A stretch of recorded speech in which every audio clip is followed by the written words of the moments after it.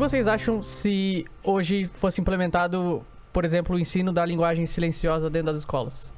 Então, tem muita gente que inclusive fala que seria muito importante por conta de você ficar prevenido de assédio, estupro e uma quantidade de coisas que você poderia se prevenir no mundo de verdade. Porque no mundo de verdade, eu acho que assim, não tudo, mas começar a perceber, pelo menos uma noção maior do que está acontecendo ao redor. Não só tipo, não aceite bala de estranho, Sim. mas a narrativa, como é que os toques, o que vai... Porque sabe uma coisa legal, Mandíbula?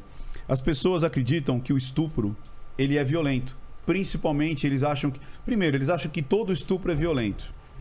E estupro de criança, eles acreditam que é violento. Não é. A maioria esmagadora do estupro de criança é por sedução. A criança nem percebe que está sendo abusada e nem percebe que está sendo violentada. Por quê? Primeiro, é uma pessoa muito próxima, então ela tem um respeito, ela tem uma proximidade. Depois, é um jogo sensorial. Porque muitas vezes a pessoa fala, por que a criança não entregou? Por que a criança não se afastou? Por que ela ia, às vezes, até procurar o abusador? Porque era uma descoberta sensorial. Então é como você falou, põe no colo, aí sente uma cosquinha ali na pepeca, aí sente uma cosquinha no piruzinho, aí pega no peitinho. Então, e é uma troca de carinho, de atenção, porque às vezes a mãe trabalha, o pai trabalha. Então, além de dar atenção, você está dando prazer. E a criança, ela começa a sentir esse prazer de forma sensorial, não erótico e sexual. Você entendeu? E aí ela começa a ter essa troca, muitas vezes, de carinho, presente, dinheiro. Só que, sabe quando tem a catarse, a grande catarse? Quando ela tá na puberdade. Que ela começa a se interessar por outros parceiros, outras adolescentes, onde tipo, eu quero namorar aquela menina, eu quero namorar aquele menino. Só que nessa hora já criou um vínculo de abusador e abusado, que a criança, que já não é mais criança, ela se sente obrigada a estar com aquela pessoa, já não querendo, porque aí vem a consciência do que ela estava fazendo era errado. E tem muitas que, inclusive, você está ouvindo a gente agora, que vai começar a cair a ficha de tipo, puxa, então... E porque elas se sentem culpadas. E não é para se sentir culpada, porque você era criança. Sim. O adulto que é o culpado. Então, aquela culpa de ter sentido prazer, eu recebo inúmeras, centenas, quando eu falo sobre isso. Tipo, Ricardo, você tirou um peso das minhas costas. Porque eu me sentia suja, eu me sentia culpada. Ou me sentia... de uma orientação sexual que eu nunca gostei, então eu tenho vergonha porque eu sou homem e tive que me relacionar com outro homem, ou era uma menina e tive que me relacionar com uma mulher, e às vezes se sente culpada por ter experimentado aquele prazer que não é da orientação dela natural. Só que isso não tem nada a ver com sexo, não tem nada a ver com prazer sexual, mas sensorial. E aí quando descobre, normalmente vai casar muito cedo, vai fugir de casa, porque não suporta mais aquilo. E ninguém vai acreditar, né? Como disse a Amber, né? Quem vai acreditar em você, Depp, se você viveu comigo todo esse tempo? Se você é o homem da relação? Se você é o grande? E é a mesma coisa criança. Pera, mas você ia na casa do tio? Você passava a tarde na casa do vô? Você ia no vizinho? Como assim? E você foi estuprado? Mas foi. Porque as pessoas acreditam que o estupro é por dor e submissão. E o estupro de criança, normalmente é esmagador. É por sedução e trazer essas experiências sensoriais. Dentro disso ainda, não sei se você chegou a... Provavelmente até viu, deve ter feito algum vídeo, mas não sei se chegou a ver aquele caso do Living Neverland, o documentário do Michael Jackson. Sim, eu fiz. Fiz vários do Michael Jackson e daqueles caras lá. E aí o que eu queria perguntar, se puder passar de maneira rápida, é se acha que realmente o depoimento era real daqueles caras que fizeram o documentário? Não, aqueles dois eu vi que não eram, não acreditei, achei extremamente incongruente, um monte de coisa. E o Michael Jackson, eu tenho a minha percepção do Michael Jackson, que ele era um pueri. O que é o pueri? Que é a pessoa que não cresceu. Você vê que, inclusive, até o rito da mensagem, né? Ele morava onde? Em Neverland. É a terra do nunca, onde você não cresce. Por quê? Michael Jackson começou a trabalhar com 5 anos de idade. Imagina, ele não teve a primeira infância, a segunda infância, ele não teve nada. Ele sempre foi um grande produto. Então, quando ele tem o tempo, Ele quer o quê? Ele quer resgatar a criança interior que tem dentro dele. Então ele levar, e ele falava claramente, sim, eu levei as crianças pro meu quarto. Sim, eu dei biscoito com leite. Sim, elas dormiram na minha cama. Porque para ele não tinha nenhuma conotação sexual, mas sim essa situação de... como é que se fala quando você vai? A festa do pijama. Você deve ter participado, não é isso? A gente não ia na festa do pijama? Sim. Ou dormir na casa do amigo, 3, 4, criar cabanas. Ele não teve isso.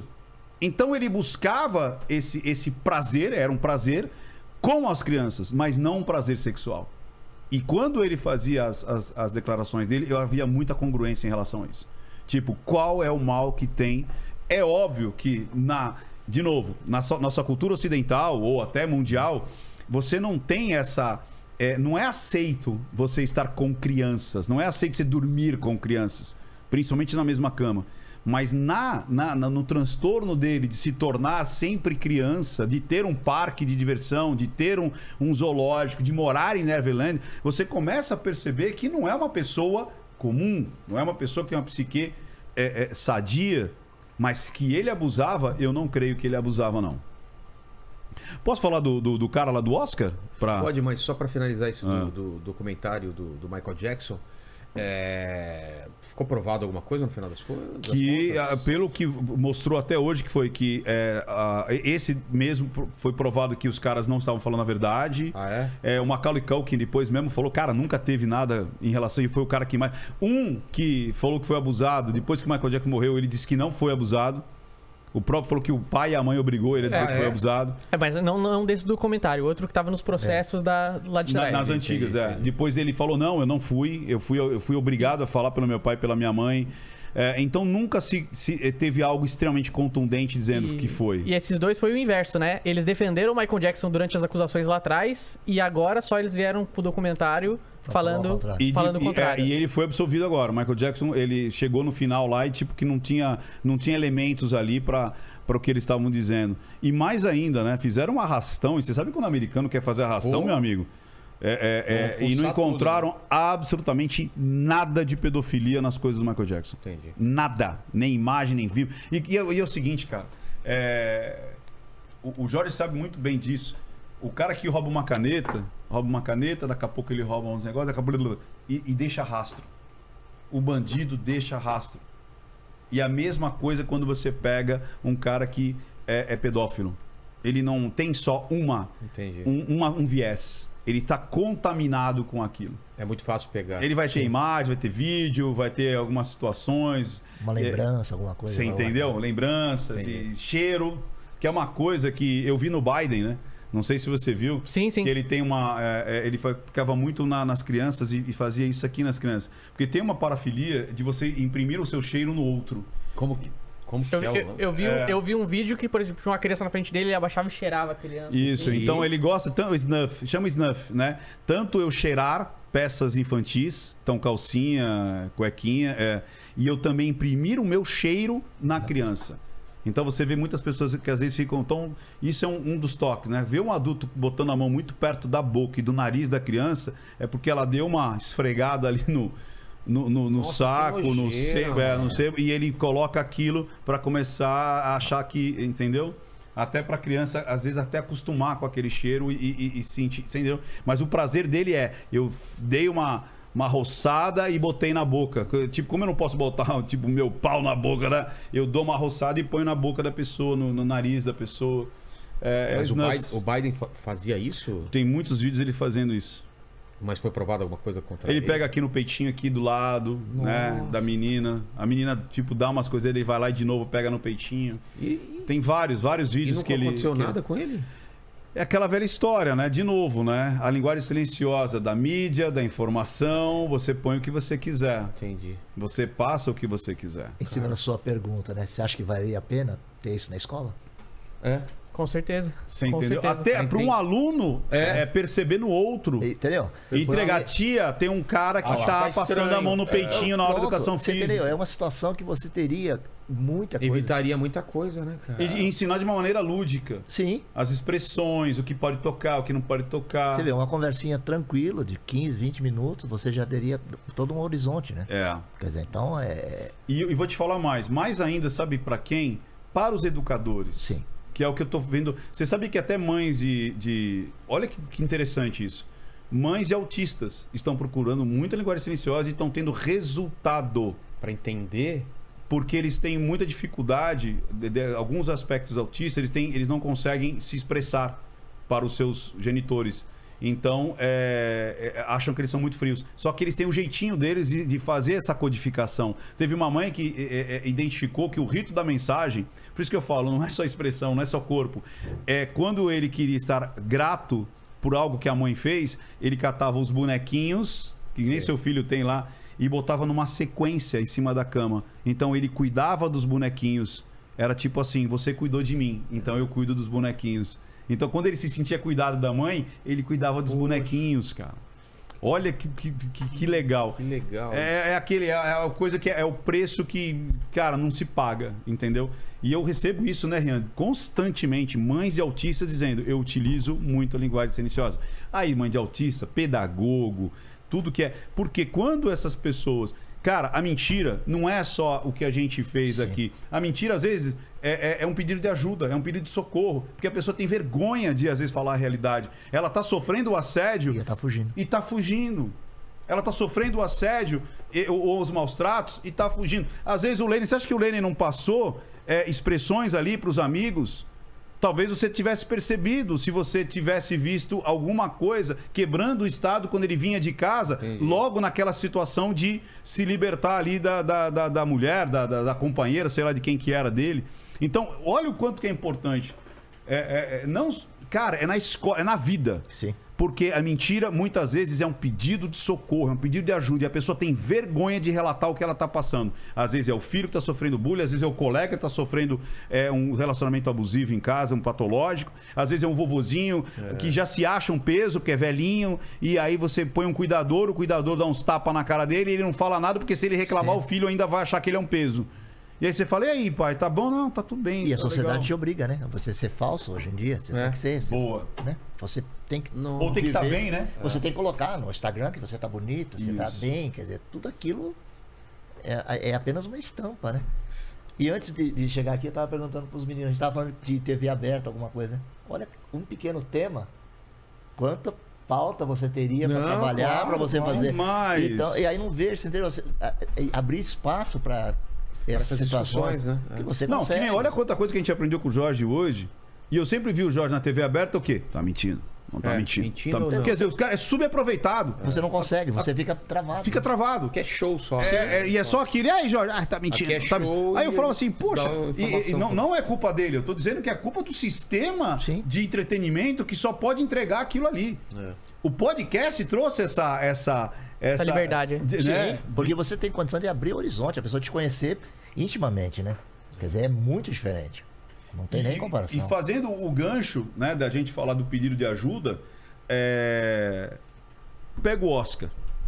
Vamos lá. Pra mim, aquilo tem um viés cara, vamos lá, vamos começar. É tão bizarro então, que vamos todo lá. mundo achou no começo que era fake. E no fim ele se lascou todo, né? Perdeu 10 anos de academia. A mulher acho que parece que deixou ele, né? Sim. Até a mulher Ela deixou. deu uma entrevista falando que nunca queria ter casado com ele, assim. Ela deixou ele. Ela deixou ele, porque meu ele amigo. não sabia. Pois é. E todo mundo...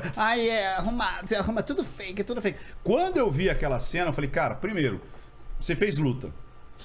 Migão, eu fiz 15 anos. Mais ou menos Não. O que falou? Verdade ou mentira? Você fez luta? Não, Fala, fiz. Você, não, peraí, eu vou mudar a pergunta. Você se considera um lutador? Não. Verdade. Verdade, não Categoria se filé considera de um lutador. borboleta. Não, mas vou me defender. Mas eu treinei um bom O que tempo. acontece? Eu lutei durante 15 anos. Então, quando você vê aquilo, tem toda uma pegada estruturada pra realmente bater e não machucar. Mas mais pra humilhar. A gente viveu na rua. Você viveu na rua? O que você não pode fazer em outro homem? Bater Botar na na cara. cara. É um piote. Você pode fazer Qualquer tudo, menos bater mas na cara. mesmo bater na cara. Então aquilo foi mais pra humilhar do que pra ferir. De mão aberta ainda. Sim, E sim. foi assim, ó. Foi Só- assim, ó. foi- Tanto é que você pega a cena, ele tá com essa mão aqui. É. É. Se fosse uma porrada, seria Sim. isso aqui. Se fosse um tapa, seria assim. É. Ele tapa, terminou aqui. Ele bate e termina aqui. Ou seja, ele fez isso aqui. Ele catou essa parte Ele e empurrou bateu, a cabeça. e né? bateu, Pra dar- só pra dar ele um- bateu aqui. Ou seja, para não machucar nem a mão dele e nem o cara. Mas para humilhar. Agora, vamos lá. Ah, mas a Pfizer estava patrocinando o Oscar. Você do entretenimento, você é do copyright, ou seja, você faz a carta ali, né, escreve o script das suas piadas, certo? Sim. Então vamos lá, você é contratado pra falar da BASF. O cara fala assim, cara, Vilela, dá pra você criar uma piada pro diretor, assim, que gosta, não sei o quê? Você vai lá e passa antes. Eu vou brincar com isso aqui com o diretor, tudo bem? Como eu já fiz várias vezes. É. Posso brincar com o diretor? Posso brincar com não sei quem? Eu vou falar sobre isso aqui. É óbvio, ainda mais o Oscar, ainda mais americano, o Chris Rock jamais ia fazer aquela piada sem a conscientização, sem a autorização da direção do Oscar. Você entendeu? Tudo que os caras falam lá tem autorização. Tem informações privilegiadas, hein? O Michel Arouca me falou que não estava... Porque eles recebem o roteiro do Oscar, né? Tudo que tá lá, piada, comentário, tudo tá... O roteiro eles recebem pra ir comentando, que ele tava comentando o Oscar. Aquela piada não estava no roteiro. Então, mas ele vamos criou lá. na hora.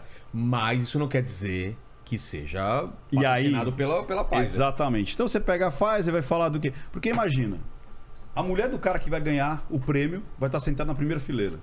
Vale a pena eu brincar sobre a alopecia? Porque mesmo se não acontecesse absolutamente nada depois, a pessoa ia falar, por que ela tá careca? O que ela tem? A própria mídia depois ia dizer, fulano brinca com a carequice lá da mulher que tem alopecia.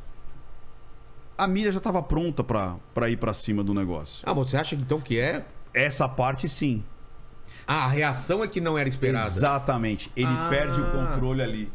Você tá entendendo? Tipo, eu cansei de ser o subjugado dessa mulher. Porque na realidade, ela não sei se você sabe da história dela, Não. mas a mulher dele, A Jada, né? a Jada, ela relata que estava tendo um relacionamento com um amigo do filho Ah, não, dele. isso eu soube.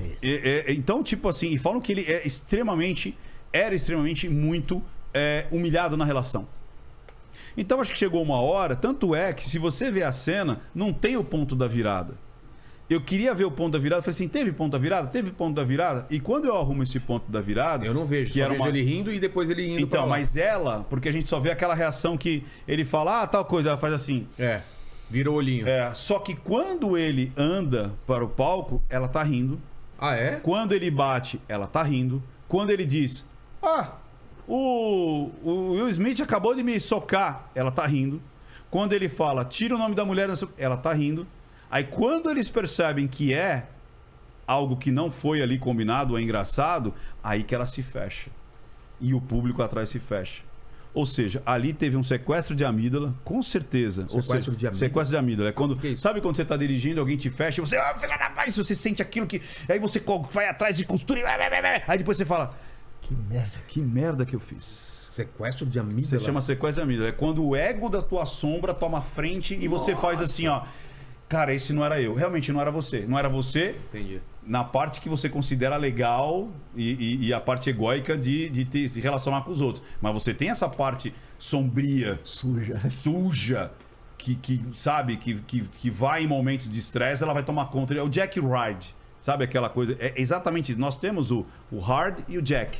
Médico Vivendo e com a monstro. gente. Exato. E quando a gente perde esse controle, é que vem essa parte egóica e faz tudo aquilo que você repulsa, que é aquilo que você recalca ali na sua sombra. Por isso que é uma sombra, né? Que é o que tá escondido ali. E você vê que o cara faz aquele...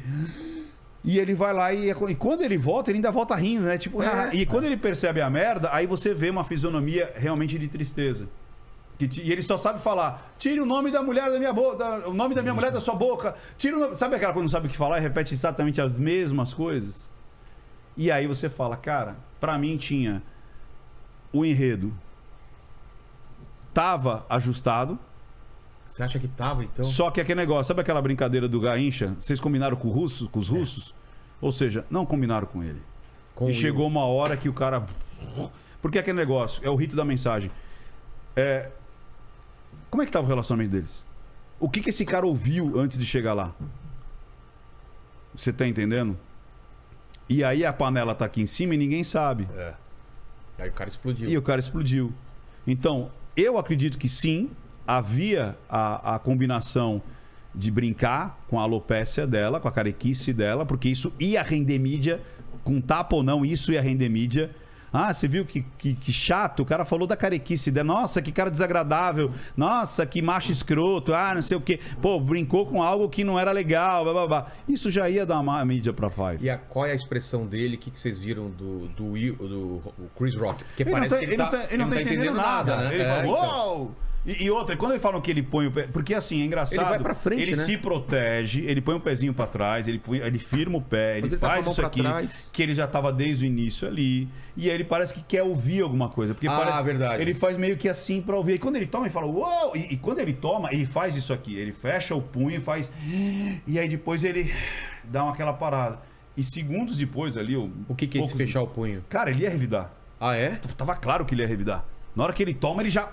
E aí ele, opa, ele tem uma inteligência emocional ali, segura. E aí, tanto é que depois tem uma cena que ele tá ouvindo o ponto, você vê que daí ele fica sem controle, ele ouve o ponto, ele para e você percebe que é uma coisa que é interessante, porque quando você... Traz ele de volta. Quando você percebe a linguagem silenciosa, você sabe aqueles momentos que dá aquela parada e você fala, ele tá ouvindo o ponto. E ele tá ouvindo o ponto, ele faz assim... E aí... Chama o prêmio. E aí depois, quando ele tá mais nos bastidores, ele tá assim com uma cara triste e tal, de repente você vê que alguém fala alguma coisa no ponto dele e fala assim, tipo, eu não entendi o que aconteceu. Sacou? Então ali eu acho que existiu essa linha do meio. Não foi nem tudo ao acaso e nem tudo planejado. Eu acho que teve um planejamento que saiu do controle. Entendi. E o Will Smith enterrou a carreira dele, você acha? Eu acredito que enterrar a carreira, assim, eu não sei. Mas hoje tá tudo muito sensível. Né? Hoje é tudo muito sensível. Então, às vezes, quem que vai querer... Tudo é dinheiro, tudo é patrocínio. Quem que vai querer botar dinheiro na persona desse cara? É difícil. Como é que vai botar dinheiro nessa persona? É muito difícil. Mesmo grande parte do público estando do lado dele. Né? E da mídia também. Verdade. Aí fica aquela coisa de agressão. É complicado, é muito complicado.